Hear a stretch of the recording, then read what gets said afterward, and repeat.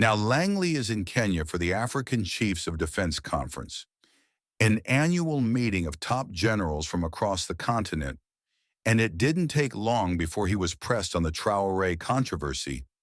During an exclusive sit-down with Citizen TV Kenya, the young, beautiful black journalist asked General Micheal. This would be a good moment to ask about one of the countries that has taken its own autonomy, and that's Burkina Faso.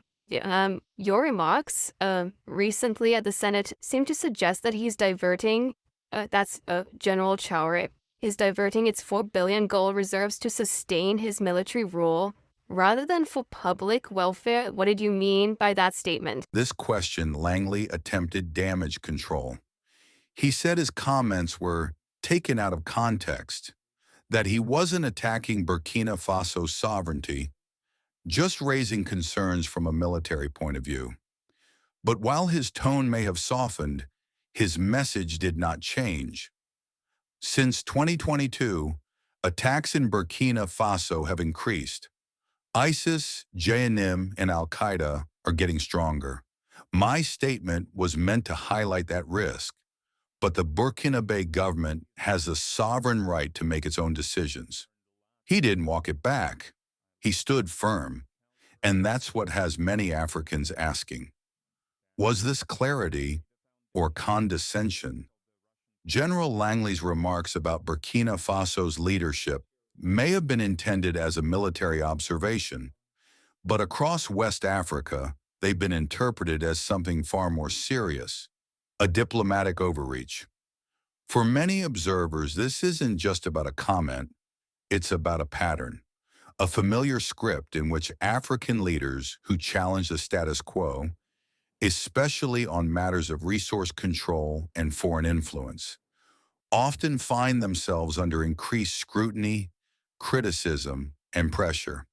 But here's the deeper context that must be acknowledged. Captain IBRAHIM Traoré is not just another transitional leader. To many on the continent, he symbolizes a shift, a generational call for African self-determination. Under his leadership, Burkina Faso has taken bold steps, reclaiming control over its gold sector, ending certain foreign military partnerships, and vocalizing a vision of Africa that governs and defends itself. These are controversial moves for some, but deeply resonant for others who see echoes of Thomas Sankara and Traoré's approach. This is why Langley's remarks, however military in intent, triggered such sharp responses. Because for many Africans, when a foreign general implies mismanagement or irresponsibility in the use of sovereign national wealth, it revives historical concerns. Concerns about external narratives being used to justify pressure, or worse, interference. To be clear, General Langley did not call for regime change. He did not threaten Burkina Faso directly. But perception matters, and so does memory, especially on a continent that has experienced a long history of foreign interventions cloaked as support. And so when these remarks are made, even if explained later, they carry weight.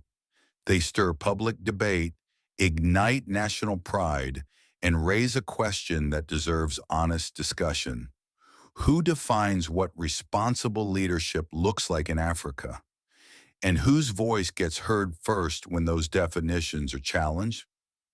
The deeper question, what is AFRICOM really doing here? Let's take a step back. AFRICOM, the United States Africa Command, didn't just arrive unannounced. It was established in 2007 with a declared mission to support African nations in strengthening their security, fighting terrorism, and promoting regional stability.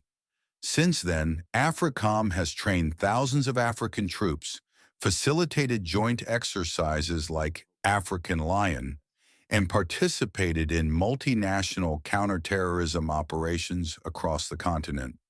But alongside these initiatives, critics, including African scholars, journalists, and civil society groups, have raised serious questions.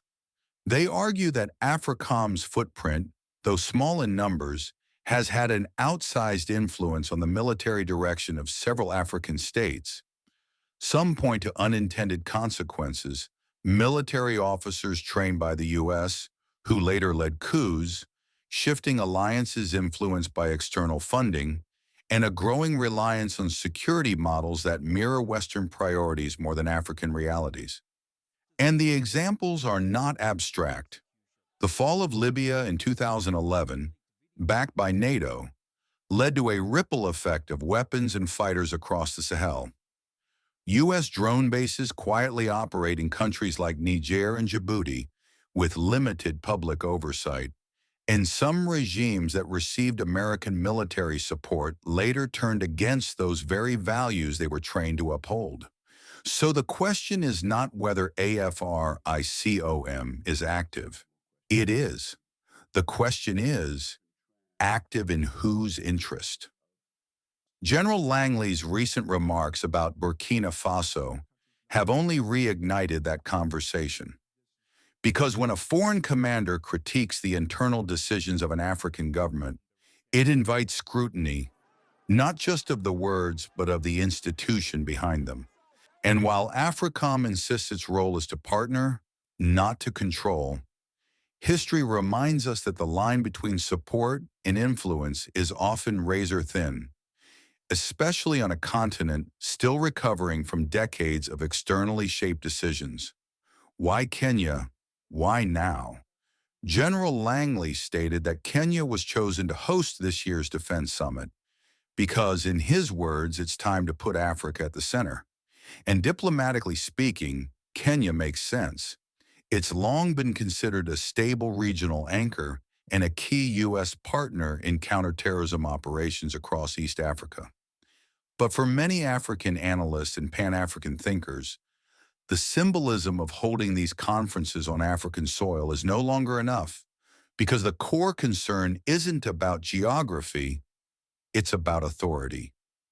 Yes, the flags may be African, the venue may be Nairobi, but who truly drives the agenda inside those conference rooms? Is it African chiefs of defense charting their own independent course for regional security? Or are we seeing frameworks largely influenced, if not shaped, by non-African interests? The question is fair and increasingly urgent. Because in today's Africa, optics matter, but outcomes matter more. A summit hosted in Africa means little if African voices are merely echoed, not empowered. The real measure of sovereignty isn't who shows up for the photo, it's who shapes the policy when the cameras are off. So, was General Langley simply misunderstood?